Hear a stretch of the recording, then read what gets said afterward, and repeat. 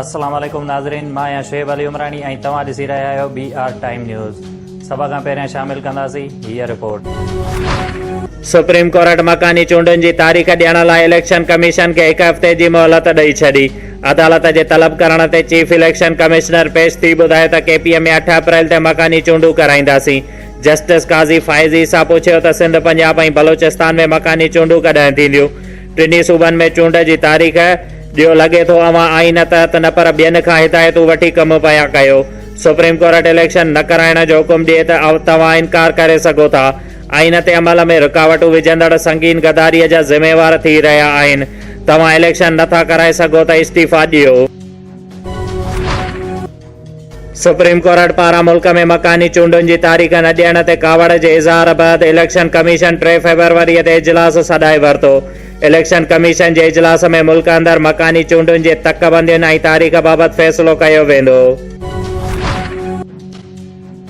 Foreign funding case जी जांच कंदड़ election commission जे scrutiny peoples party ऐं नून लीग खे 3 फरवरीअ ते ॿीहर तलब करे वरितो। स्क्रूटनी कमेटीअ जे इजलास दौरान पीपल्स पार्टीअ जे बैंक अकाउंट्स जा तफ़सील कमेटीअ खे ॾिना विया। ईंदड़ ॿुधड़ीअ ते कमेटी बैंक रिकॉर्ड जी जांच पड़ताल कंदी। दरख़्वास्त गुज़ार PTI अॻवान फारूक हबीब मीडिया सां ॻाल्हाईंदे चयो त बिलावल ऐं मरियम नवाज़ इलेक्शन कमीशन जे स्क्रूटनी कमेटीअ में ज़रूरु अचनि। ही माण्हू हमेशह वॾियूं दावाऊं करे गायब थी वेंदा आहिनि। हाणे ख़बर पवंदी त गैर क़ानूनी परॾेही फंड्स कंहिं वरिता। सुप्रीम कोर्ट डेनियल पर्ल क़त्ल केस मां बरी कयल उमर शेख खे फौरी तौर आज़ाद करण जो हुकुम ॾेई छॾियो। परॾेही तर्जुमान चयो आहे त चीन पाकिस्तान खे कोरोना खां बचाव जूं 5 लख वैक्सीन फराहम कंदो। उन हवाले सां परॾेही वज़ीर जी टीम चीनी हममुनसब सां ॻाल्हि ॿोल थी वई आहे। भारत में अक़लियत जे ख़िलाफ़ अणवणंदड़ सुलूक वधी वियो आहे। पाकिस्तान बाबरी मस्जिद जी जाइ ते अयूधिया मंदिर जी अदावत खे रद्द करे थो। इक़्तिसादी राब्ता कमेटी यूटिलिटी स्टोर्स ते अटो, खंडु ऐं गिह वारी वाध वारी तजवीज़ रद्द करे छॾी। क़ीमतुनि खे मुनासिब सतह ते आणण लाइ ॿीहर समरी पेश करण जी हिदायत। ECC यूटिलिटी स्टोर्स खे डिजिटल करण जो मंसूबो मंज़ूर करे वरितो। ईंदड़ हफ़्ते पाकिस्तान में कोरोना खां बचाव वारी वैक्सीन लॻण शुरू थी वेंदी। वज़ीर आज़म जे ख़ासि मुआविन फैसल सुल्तान चयो आहे त कोरोना वैक्सीन जी ख़रीदारीअ लाइ $150 मिलियन जी मंज़ूरी ॾिनी वई आहे। दादरा सां गॾिजी 4 लख हेल्थ वर्कर्स खे वैक्सीन लॻाइण लाइ रजिस्टर्ड बि कयो वियो आहे।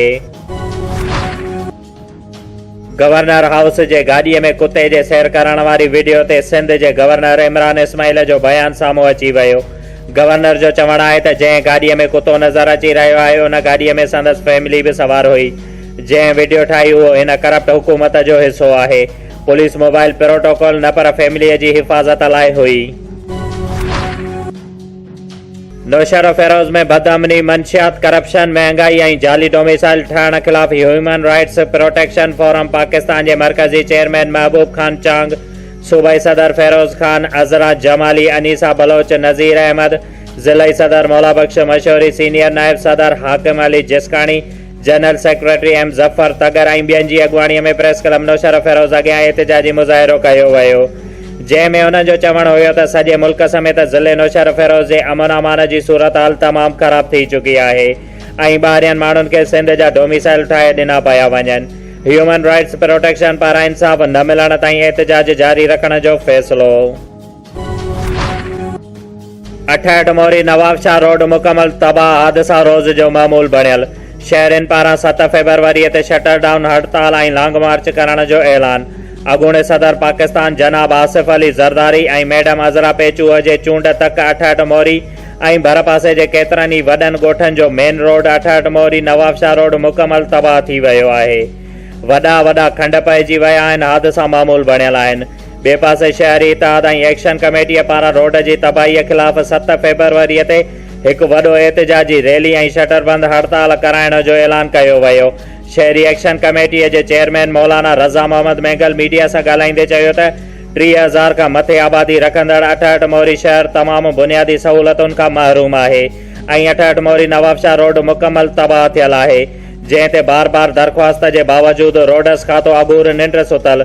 जंहिं ते अॻुवाणनि खे निंड मां जगाइण ख़ातिर 7 फेबरवरीअ ते हिकु तारीख़ी शटर बंद हड़ताल ऐं लॉन्ग मार्च कयो वेंदो। नवाबशाह क़ाइदे अवाम इंजीनियरिंग यूनिवर्सिटी नवाबशाह जे शागिर्दनि पारां ऑनलाइन इम्तिहान वठण वारे अमल ख़िलाफ़ सज्जाद सोलंगी, मसूद बलोच, नसीम शेरानी ऐं ॿियनि जी अॻुवाणीअ में एतिजाजी मुज़ाहिरो करे VC ऑफिस जो घेराव कयो वियो। जंहिं मौक़े ते शागिर्दनि चयो त असांजा क्लास ऑनलाइन वरिता विया, हाणे इम्तिहान फिज़िकल पिया वरिता वञनि, जेका असांखे कंहिं बि सूरत में मंज़ूर न आहे। असांखां ऑनलाइन इम्तिहान वरिता वञनि, न त ॿी सूरत में सख़्तु एतिजाज कयो वेंदो।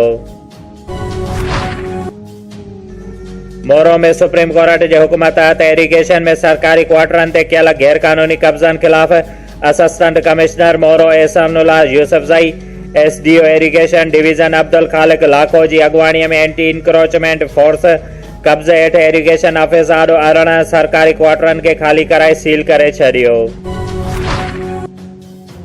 मीर आकिब खान उमराणी ऐं मीर साकिब खान उमराणीअ जे वालिद सरदार सखी सरफराज़ खान उमराणीअ जी निमाज़ जनाज़ा उन जे अबाणे ॻोठ में अदा कई वई, जंहिंमें सियासी समाजी ऐं मज़हबी शख़्सियतुनि वॾे अंग में शिरकत कई। शोएब अली उमराणीअ खे ॾींदा इजाज़त। वधीक ख़बरुनि ऐं अपडेट्स लाइ ॾिसंदा रहो BR टाइम न्यूज़।